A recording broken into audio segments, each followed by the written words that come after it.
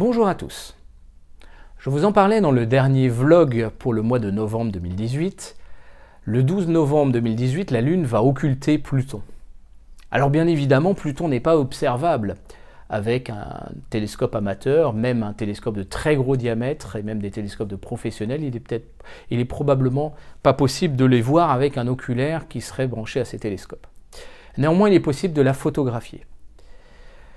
Donc, si vous n'avez jamais fait de photos de Pluton, si vous pensez que c'est pas trop possible pour vous parce que voilà, vous n'avez pas le niveau, vous n'avez pas le télescope à votre avis, je vous invite à regarder le premier tutoriel que j'ai fait à ce sujet pour photographier Pluton avec un télescope amateur.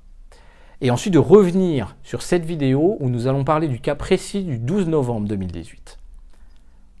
Et c'est maintenant sur la chaîne Astro.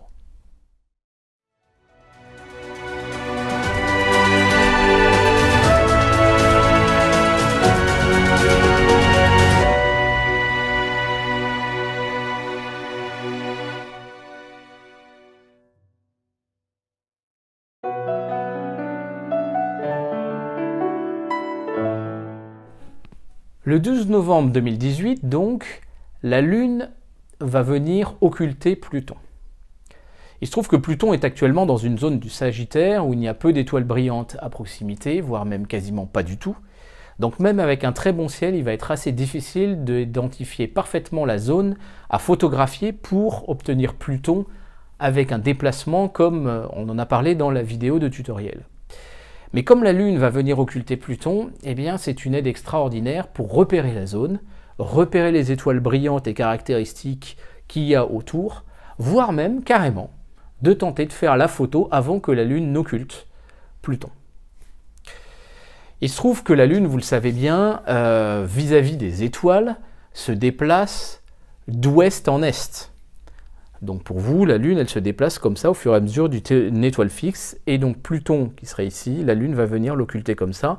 Et c'est la face cendrée de la Lune qui va venir de ce côté-là.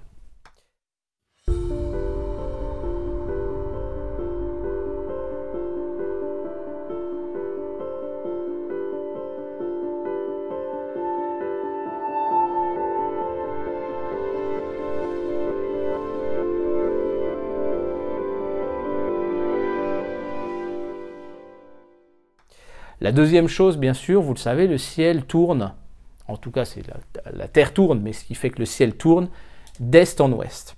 Donc on a deux phénomènes qui vont un peu se croiser le 12 novembre, à savoir que la nuit va commencer à tomber et le crépuscule nautique détermine pour moi l'heure à partir de laquelle on peut commencer à faire des photos du ciel profond.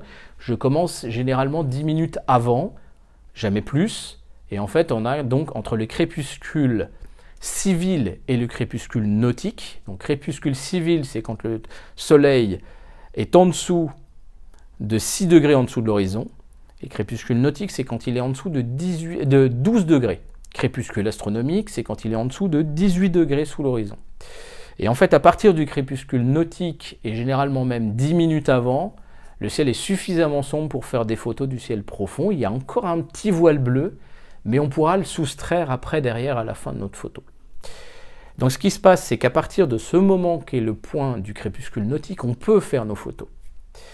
Et suivant l'endroit où vous habitez en France, eh bien, la Lune va pas. Vous allez avoir un petit peu de temps avant que la Lune n'occulte effectivement Pluton, puisque je vous l'ai dit, cette occultation, l'ombre entre guillemets d'occultation de la Lune vis-à-vis de la Terre et de Pluton va se promener, on va dire, va se promener d'ouest en est, comme toutes les éclipses de soleil d'ailleurs. C'est le même principe si vous voulez. Donc qu'est-ce qui va se passer? Je vous mets à disposition les cartes du ciel avec deux niveaux de zoom, à savoir une vue avec un Sony A7S sur un 200-800, donc on est sur une portion de ciel assez large, et une autre vue avec un télescope, un appareil photo de type APS-C sur un 200-1000. Donc vous voyez que le cadrage est beaucoup plus restreint, mais ça vous permet de bien identifier en fonction de votre appareil, de votre focale, comment vous cadrez par rapport à la Lune, et vous pouvez voir qu'il y aura une petite étoile juste au sud. Et donc c'est avec la Lune et cette petite étoile que vous allez pouvoir repérer le cadrage à réaliser pour faire votre photo de Pluton.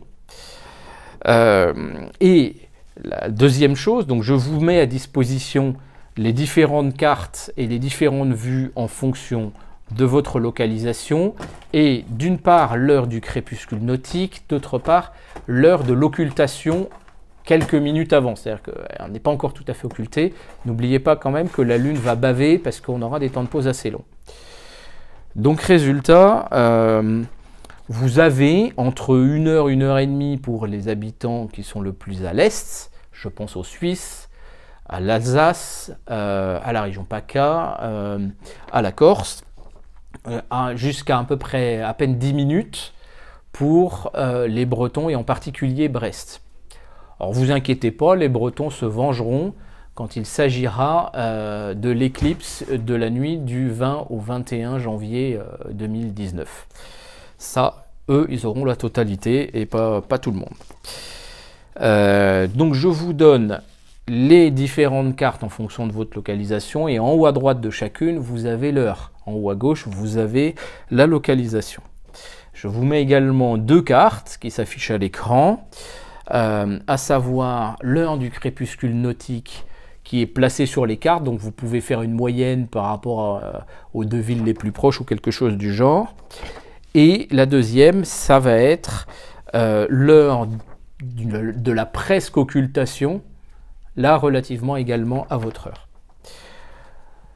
Donc bien sûr, il va falloir faire quelque chose comme 20 fois 10 secondes de pause pour obtenir Pluton. Essayez d'en faire un peu plus quand même, parce qu'on va perdre un peu de signal sur bruit à cause de la luminosité de la Lune. Je ne peux pas vous garantir, si vous voulez, que la photo est réellement faisable à cause de la proximité de la Lune. Et apparemment, les conditions météo annoncées sont quand même pas très favorables, mais néanmoins, ça permet de repérer la zone. Repérer également, en particulier au nord, il y a quelques étoiles un petit peu plus brillantes, et à l'ouest également, il y en a quelques autres. Repérez bien ces étoiles, ça vous aidera à revenir le lendemain ou le surlendemain pour refaire la zone et retrouver Pluton plus facilement. Donc pour ceux qui n'ont pas de go-to, au minimum, c'est l'occasion de repérer la zone où se trouve Pluton.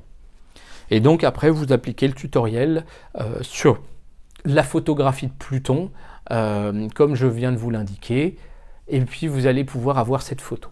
Et comme je vous ai mis à disposition les photos que j'ai faites quelques jours avant, vous allez pouvoir faire cette différence et retrouver Pluton.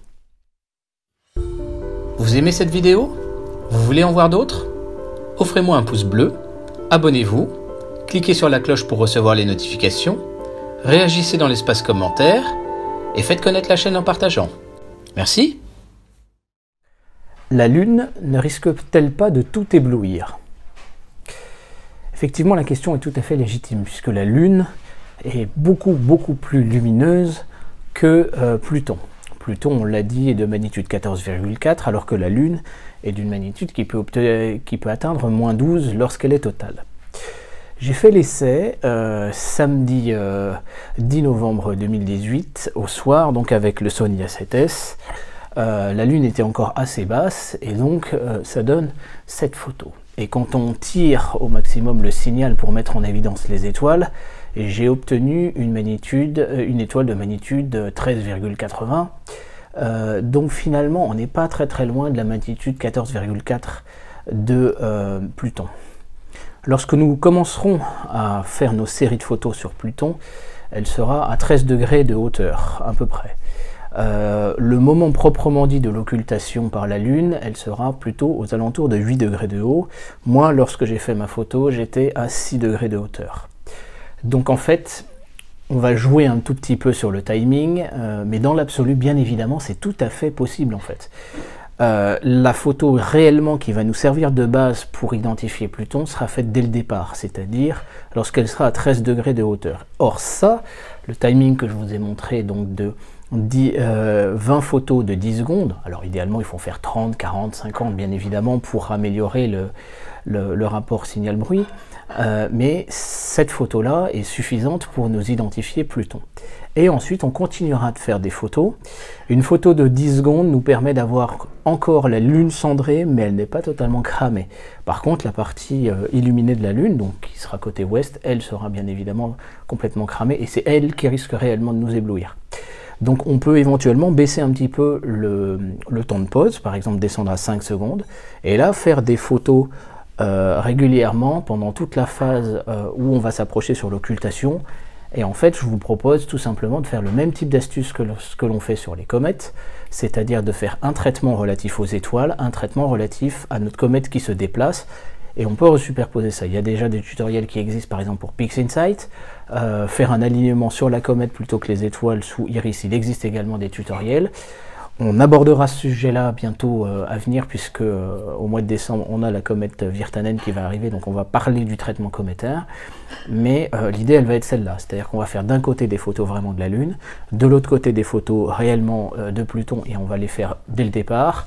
Et après ça, on mettra en évidence le déplacement de la Lune vis-à-vis de Pluton, et on pourra reconstituer finalement. Mais la photo, dans l'absolu, une seule photo qui montrerait les deux, ça reste que, voilà, c'est quand même un tout petit peu difficile. On serait dans l'espace, bien évidemment, où on n'a pas l'absorption atmosphérique, ce serait beaucoup plus facile, parce qu'on a un contraste total.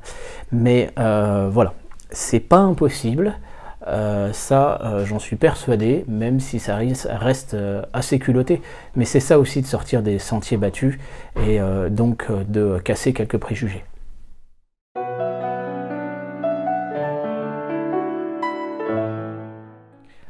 Voilà, ce petit mode opératoire, c'est pas vraiment un tutoriel, mais ce petit mode opératoire pour essayer de photographier l'occultation de la Lune par Pluton arrive à son terme. Je vous remercie de votre attention. N'hésitez pas à nous rejoindre donc sur la chaîne Astro, le groupe Facebook, pour partager vos photos et pour pouvoir échanger ensemble. Je vous remercie de votre attention. Maintenant, la suite vous appartient. Alors moi, je vous dis simplement bon ciel. Merci. Au revoir.